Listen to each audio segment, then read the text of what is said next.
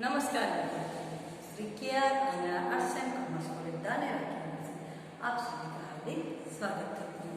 BA semester 1 प्रथम गुण Hindi paper 1 CE x ray कविता जो आधुनिक पद्य, उसमें मित्रों आपकी जो पहली कविता थी दोनों और प्रेम कलता है मैथिली शरण गुप्त की, इसकी मैंने आपको भावार्थ बताया, प्रश्न भी समझा दिया। इसके बाद उनकी ये कविता है मनुज मैंने हमारे पहले भी बात की थी कि आपका अभ्यासक्रम नया है, किताब नहीं है, तो जो कृतियाँ हमारी मिलेंगी वो मैं आपको पहले पढ़ा दूँगी। तो उनकी एक कविता बाकी है, मुझे याद है। अब दूसरी जो आपके कवि हैं पहली इकाई के जयशंकर प्रसाद, उनका परिचय आपने आगे के वीडियो में प्राप्त कर दिया और वो आपको दोनों में काम आएगा। यही एक आप परिचय करेंगे तो दोनों में काम आएगा, कविता के लिए भी और कहानी के लिए भी। तो कविता में आपने उनका परिचय प्राप्त कर दिया है। अब उनकी कविता जो है उसको मैं पढ़ती हूँ, फिर आपको भावार्थ बता दूंगा। छोटी सी ही कविता है, बीती विभावरी। बीती विभावरी, देखो पढ़ती हूँ, ध्यान से सुनना। बीती विभावरी जागरी, अंबर पनगट पर डुबो रही, तारागट उषा नागरी, खगकुल कुल कुल सा बोल रहा, किसलय का अंचल डोल रहा। लो यह लतिका भी बरलाई, मधु मुकुल नवल रस गागरी, अधरों में राग अमंद पिए, अलकों में मलयज बंद किए, तू अब तक सोई है आली, आंखों में बड़े विहागरी। बस इतनी सी छोटी सी ये कविता है। तो मित्रों अब मैं उसका भावार्थ बताती हूँ। जयशंकर प्रसाद प्रबुद्ध छायावादी कवि थे। छायावाद के 4 स्तंभ गिने जाते थे, जो उसमें से एक थे जयशंकर प्रसाद। आपके अभ्यासक्रम में 4 स्तंभ के बारे में। तो छायावाद की मुख्यतः विशेषता क्या थी? प्रकृति का मानवीयकरण।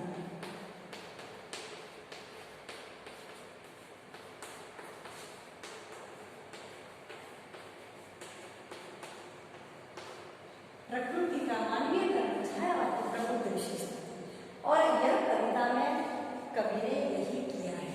क्या किया है? प्रकृति का मानवीयकरण। प्रकृति का मानवीयकरण का सीधा अर्थ है मित्रों कि प्रकृति के कोई भी उपादान हो, चंद्र हो, तारे हो, आकाश हो, सूर्य हो, नदी हो, नाले हो, कुआं हो, जंगल हो, उन सभी को मानवीय रूप में व्यक्त करना यानी कि प्रकृति का मानवीयकरण कहा जाता है। आपको सोचा होगा कि प्रकृति मानवीय बन जाती, नहीं, कवि की दृष्टि में मानवीय है ऐसा हमें एहसास होता है। इसके लिए जो आपको बताओ, इस कविता में जयशंकर प्रसाद ने क्या किया?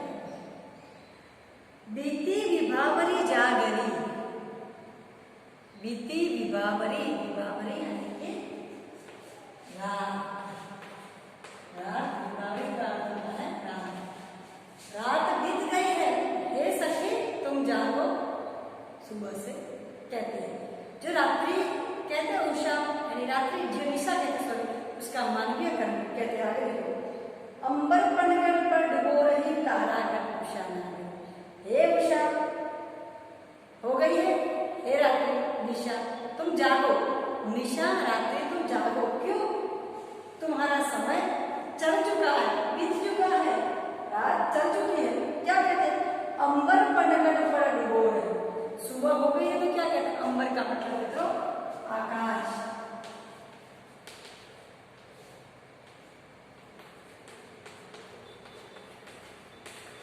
हम देखते हैं कि सुबह का समय होता है, अभी थोड़ा देर से उजाला होता है, तो 6 बजे के आसपास धीरे धीरे उजाला होता है, तो तारे होते हैं और धीरे धीरे आकाश में लुप्त होते हैं, दिखाई नहीं देते क्योंकि उजाला होता है।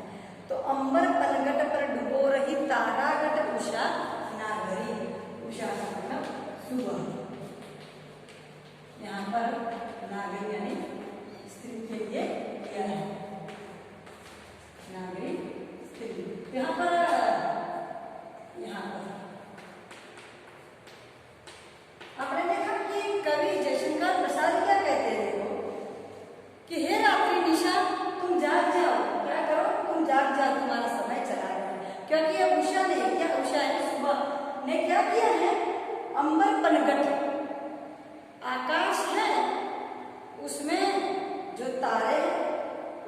डुबो रही है। कौन? उषा डुबो रही। निशा रात्रि तुम्हारा समय चला गया, इसीलिए सुबह उषा तुम्हारे तारों को अंबर में डुबो रही है। यहाँ पर पनघट शब्द का प्रयोग किया मित्रों। वहां पर पूलिका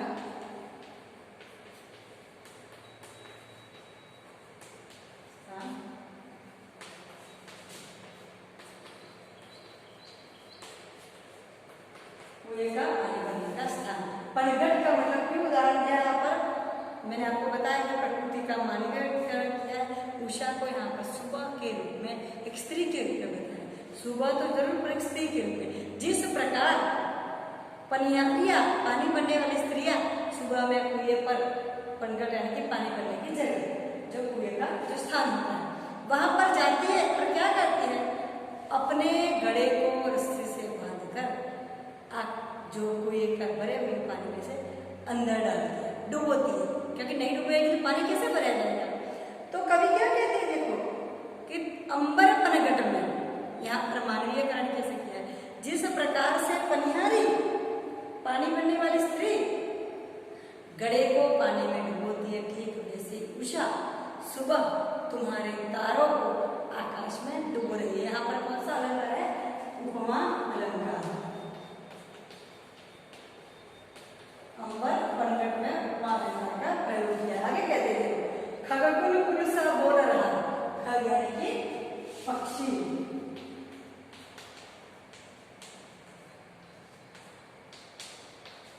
का मतलब होता है पक्षी। खगकुल कुलसा बोल रहा है।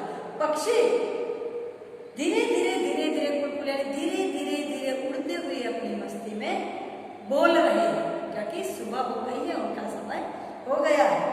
किसले का अंचल ढोल रहा है। धीरे धीरे हवा चल रही है। किसले यानी कि जो प्रकृति के दूसरे पत्ते हैं वो धीरे धीरे, नई नई कुल डालियां धीरे धीरे हिल रही है।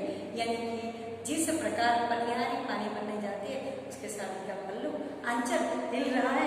यहाँ पर उषा जो सुबह के रूप में, पनिहारी के रूप में बताया, तो उन स्त्रियों का अंचल यानी कि अंचल,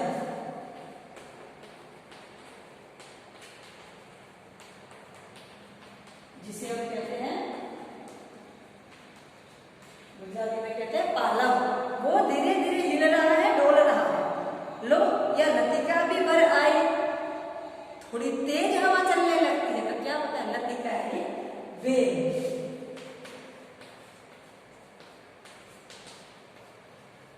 लतिका का मतलब होता है वेग। तो देखो लतिका भी, वेग भी, पानी भरकर आ गई, आनंद भरकर आ गई।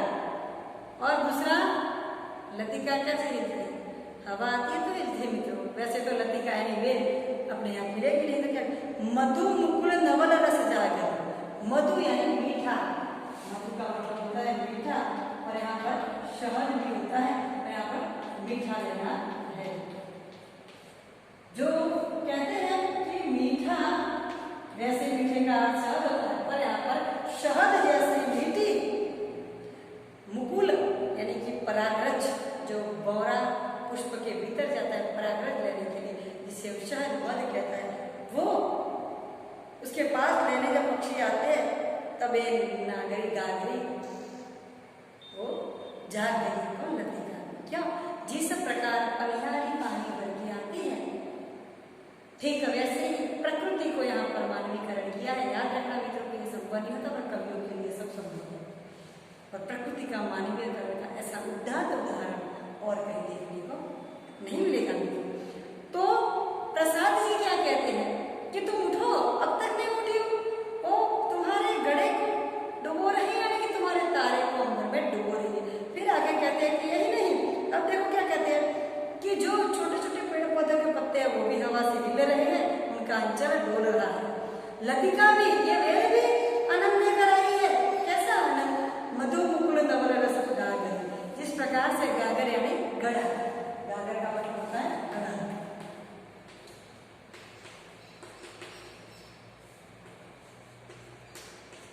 जिस प्रकार गड़े में पानी बदलाती है, ठीक वैसे ही यहाँ पर लतिका के पास जो फूल है उसमें से जो बोरा शोर लेने आया। क्यों आया? क्योंकि उसने नया रात्रि के बाद सुबह में नया उत्साह है। आप सामान्य रूप से देखना कि दिन से कोई भी समय से सबसे अधिक हम सुबह के समय में स्फूर्तिदायक होते हैं, क्योंकि पूरी रात सोकर हम बहुत ही आनंदित प्रफुल्लित होते हैं। तो कवि क्या कहते हैं, देखो कि लतिका भी अब सुबह सुबह में आनंदित है, तो नवल रस भरकर आई है। अधरों में राग अमंद पिए। अधर का मतलब होता है, संस्कृत शब्द है होठ।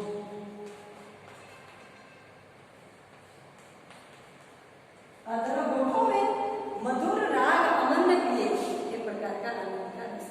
अमंद का मतलब को पीने के बाद आनंद का, उसके होठों पर मीठा जो रस पिया हो, ऐसा अलकों में मलय बंद किया।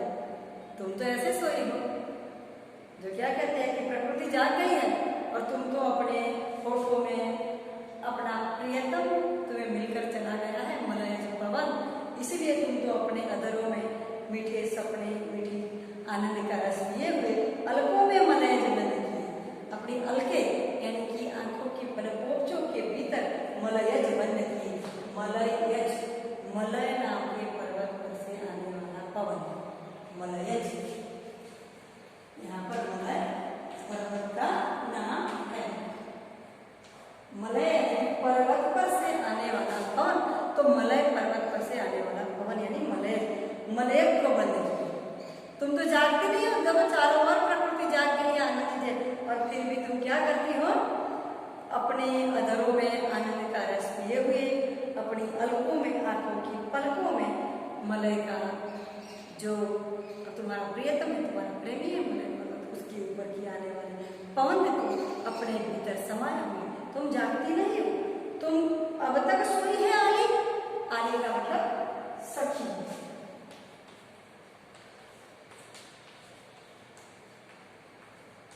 हे सखी, तुम अब तक सोई हुई हो। फिर आगे कहते हैं, आली मैं बड़े विहागरी, और तुम अपने आंखों में विहार, रात्रि की उनिंदी आंखों के लेकर तुम अब तक सोई हो, सपने भरे हुए हो तुम्हारी आंखों में।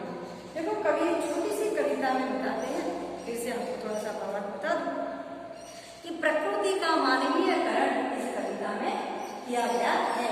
जो छायावाद की प्रमुखतम विशेषता है, जो यहाँ पर प्रसाद जी ने सुबह को एक सुंदरतम नारी की उपमा दी है भावार्थ के रूप में, याद रखना। जो कहते हैं कि हे विभावरी, हे सखी, तुम जाग जाओ, अंबर बनकट में डूबो गए।